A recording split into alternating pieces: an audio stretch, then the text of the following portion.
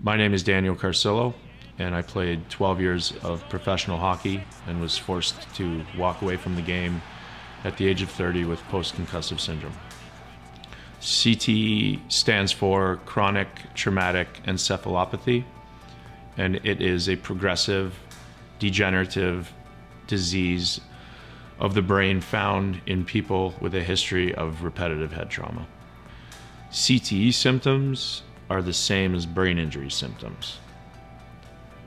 I'll repeat that again.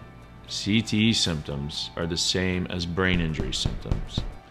Those symptoms include fatigue, problems with concentration, short-term memory loss, long-term memory loss, migraines, headaches, head pressure, slurred speech, light sensitivity, anxiety, depression, suicidal ideation or thoughts.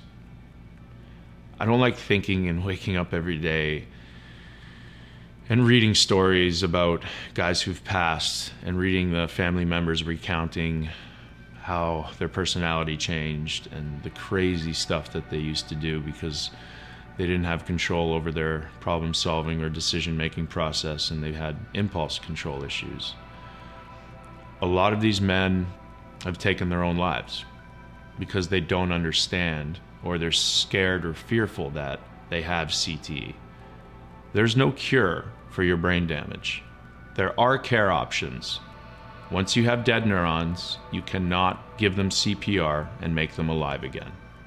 What you can do is go to a CARIC-trained functional neurologist who can look into your eyes and pinpoint through various diagnostic processes the areas of your brain that are shut down due to trauma. Functional neurology saved my life 2 times over. It is not a cure-all, and sometimes it doesn't work for people. So I also advocate for different types of treatments to provide hope. Things like reflexology, massage, chiropractic, acupuncture. More specifically, I just came back from Beverly Hills with moxa acupuncture, heating up the needles to stimulate your bone marrow. If you are experiencing signs and symptoms, then you need to get the proper diagnosis and care. If you need help and you recognize signs and symptoms in a loved one or in yourself, I implore you to go to the Carrick Institute website or to go to Chapter 5 Foundation's website, and there will be treatment options.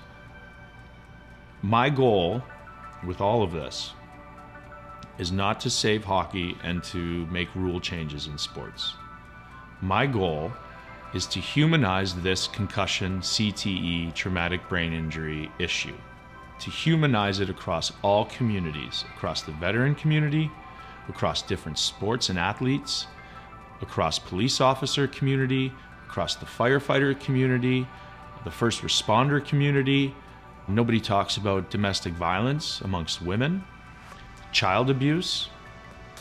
There's so many avenues that we can go down to help people and to offer different types of hope and treatments. And I am not anti-medication, but you have to do some research into understanding the chemical imbalance that is brought on with traumatic brain injuries. So introducing more chemicals as a solution, like the regular doctor will have you do, it might not be the best idea for you. You cannot diagnose a concussion through an MRI. If you go to a doctor and the first thing he says is we should get an MRI, it's a red flag. If you go to a doctor and after the MRI, he tries to write you a script for Xanax or opiates, that's another red flag. I implore you to do your research on blood barriers and traumatic brain injuries and be open to asking for help, because when I did, it saved my life.